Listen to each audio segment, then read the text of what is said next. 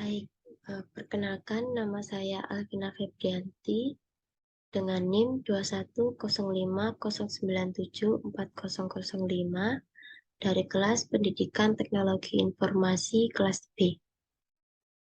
Di sini saya akan mempresentasikan hasil kerjaan saya mengenai mata kuliah struktur data. Pekerjaan saya ini untuk melengkapi tugas UTS mata kuliah struktur data. Di sini saya mengambil materi, yaitu yang pertama, pengertian struktur data, jenis-jenis struktur data, contoh struktur data dalam kehidupan sehari-hari, serta manfaat atau kegunaan struktur data dalam pemrograman.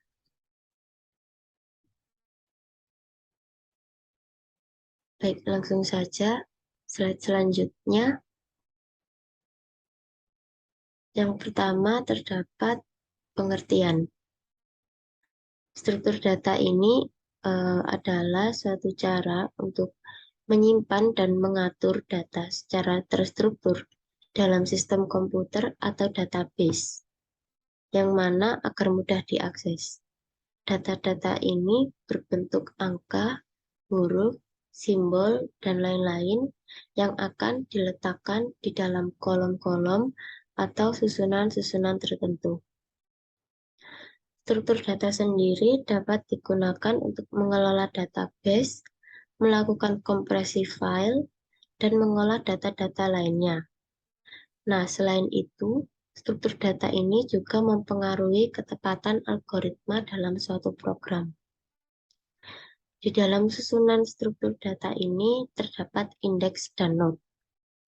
Indeks dan node sendiri akan dijelaskan dalam slide berikutnya.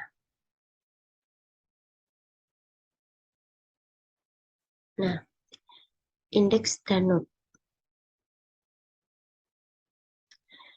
Node adalah elemen yang terdapat di dalam struktur data yang berisi pointer untuk menuju ke node selanjutnya.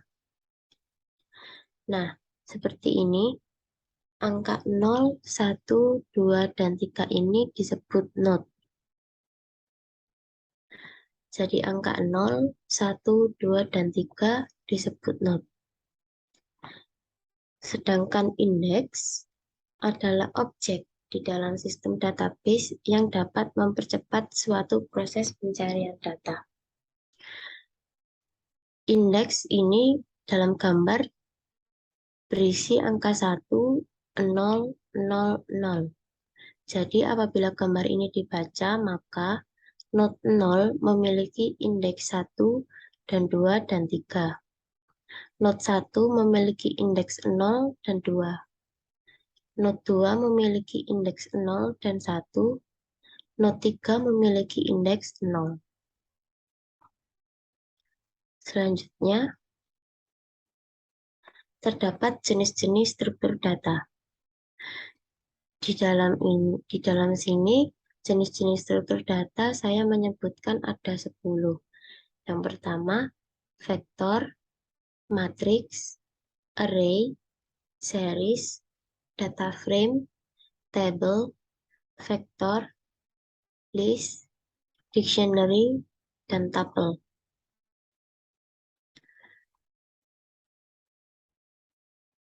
Yang pertama, vektor. Struktur data vektor ini adalah bersifat homogen. Disebut homogen karena vektor memiliki elemen dan tipe data yang sama. Format tipe vektor diantaranya adalah numerik, integer, karakter, kompleks, dan logis. Selanjutnya, matriks. Matriks sebagai representasi dari baris dan kolom yang berfungsi untuk mempertahankan data yang homogeni atau disebut juga dengan array 2 dimensi. Selain itu, matriks ini biasanya digunakan untuk grafik komputer dalam bentuk 3 dimensi ke layar 2 dimensi dalam bentuk array. Fungsi dari matriks sendiri adalah menyimpan data yang mana data tersebut disimpan dalam bentuk baris dan kolom. Jadi matriks ini juga sering disebut sebagai array 2 dimensi. Selanjutnya adalah array. Array adalah struktur data yang sifatnya mendasar dan ditentukan oleh jenis elemen data yang berurutan. Dengan panjang array sendiri dapat diubah sesuai dengan kebutuhan. Array cocok digunakan dalam data acak. Array sendiri berfungsi untuk memungkinkan elemen data tetap sama dan menggunakan indeks bilangan bulat dengan tujuan untuk menjadi petunjuk dan prosedur.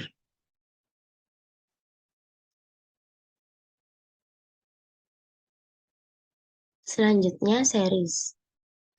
Series ini berfungsi untuk menyimpan jenis data apapun, seperti integer, string, float, objek Python, dan lain-lain.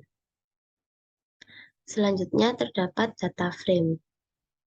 Data frame ini memiliki label 2 dimensi dengan jenis kolom yang berbeda dan mirip seperti spreadsheet.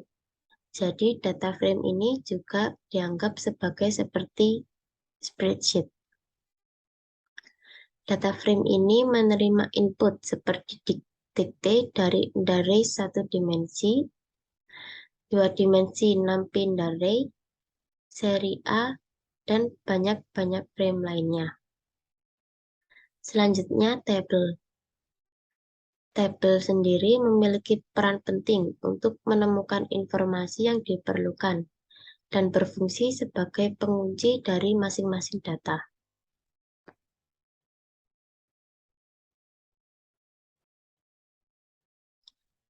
Selanjutnya faktor.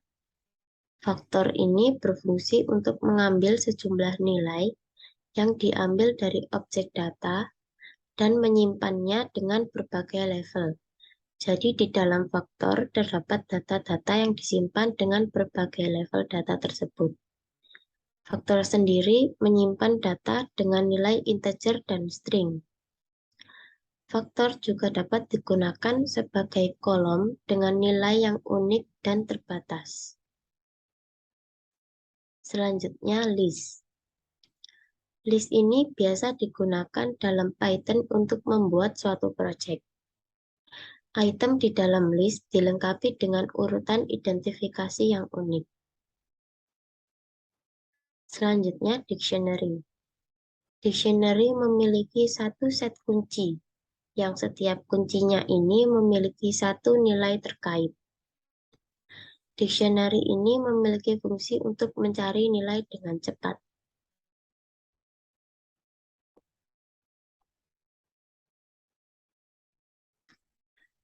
Dan yang terakhir adalah tabel. Tabel ini memiliki fungsi yang terbatas. Dan tabel ini tidak dapat dimodifikasi, ditambahkan, ataupun dihapus setelah tabel tersebut dibuat.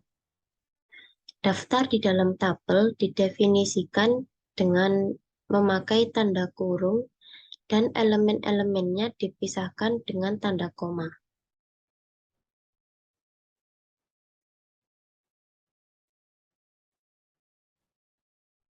Selanjutnya merupakan kegunaan struktur data. Dalam pemrograman, kegunaan struktur data atau manfaat struktur data yang pertama adalah membuat proses pemrograman yang mudah. Struktur data dapat digunakan untuk membuat perintah dengan bahasa pemrograman dengan lebih mudah. Yang kedua, menyimpan dan mengatur data. Struktur data dapat menyimpan data-data dan mengatur data-data secara efisien, rapi, dan terorganisir. Kegunaan struktur data dalam pemrograman yang ketiga adalah pertukaran data.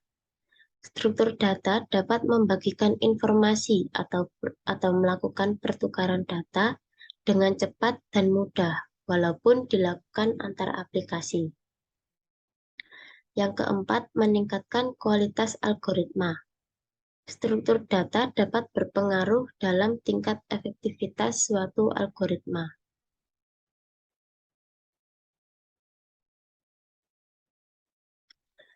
Selanjutnya, mengantisipasi problem coding. Struktur data dapat menyelesaikan problem coding atau permasalahan coding dengan cepat, dikarenakan coding yang error akan lebih cepat ditemukan menggunakan struktur data. Yang keenam, mengelola sumber daya dan layanan. Struktur data dapat mengatur dan mengelola sumber daya dan layanan di dalam suatu sistem operasi, seperti contohnya memuat manajemen directory file, alokasi memori, dan lain-lain.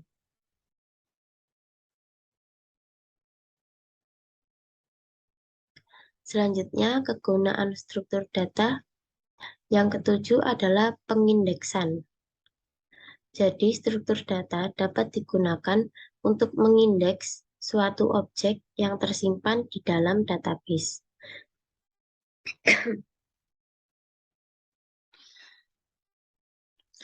Selanjutnya adalah searching. Struktur data akan mempercepat proses pencarian suatu data tersebut.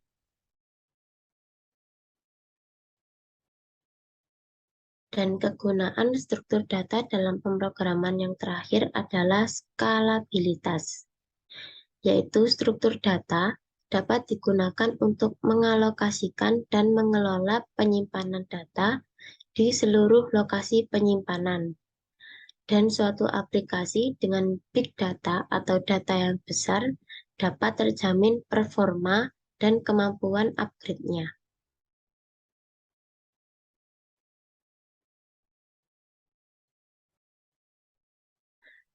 Materi selanjutnya adalah contoh struktur data dalam kehidupan sehari-hari. Yang pertama contohnya adalah playlist. Salah satu contoh penggunaan struktur data dalam kehidupan sehari-hari adalah playlist. Playlist menggunakan struktur data dalam bentuk list.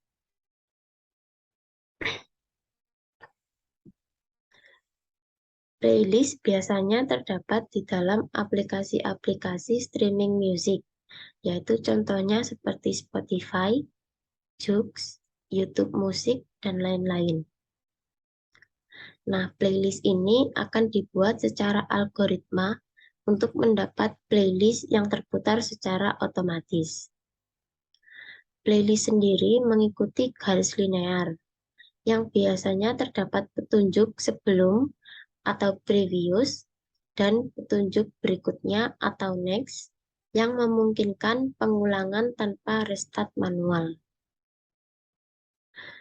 Contoh struktur data dalam kehidupan sehari-hari yang lain adalah mesin pencarian dengan menggunakan array.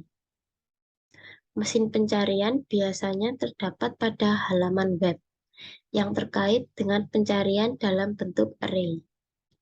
Nah, setiap kita melakukan sesuatu pencarian, maka di bawahnya atau di sampingnya akan ditampilkan beberapa hasil terkait pada mesin pencari dengan bentuk array. Seperti halnya kita melakukan pencarian dalam Chrome, maka di bawahnya akan ditampilkan beberapa hasil terkait yang masuk dalam pencarian kita.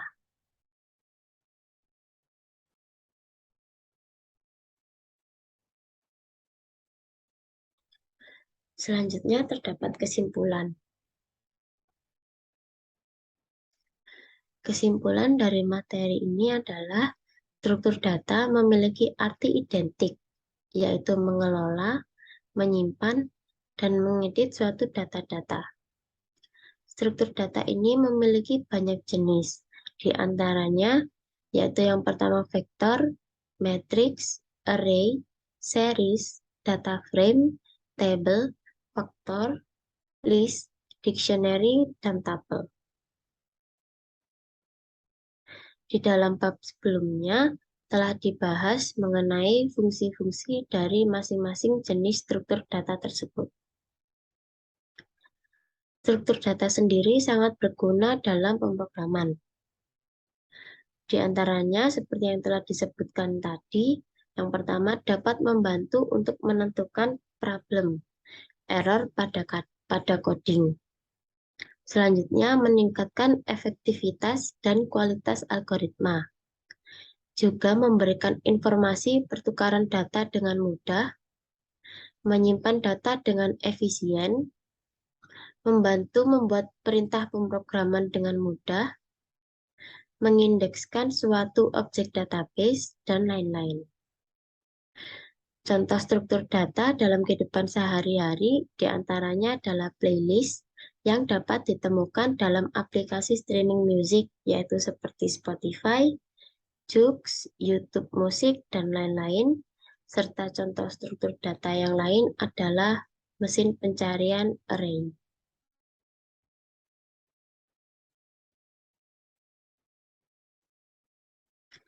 Nah, itu saja presentasi dari hasil kerja tugas saya untuk memenuhi UTS struktur data. Saya Alvina Febrianti mengucapkan terima kasih dan maaf apabila terdapat salah-salah kata. Terima kasih, selamat malam.